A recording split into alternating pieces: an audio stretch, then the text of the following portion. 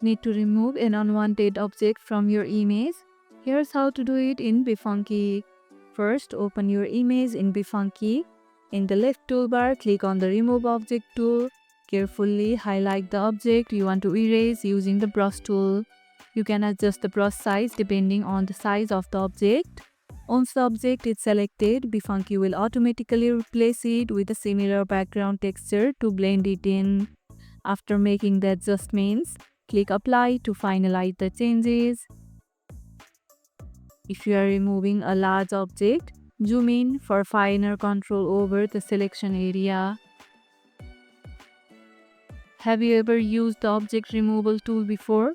Tell me about your experience in the comments.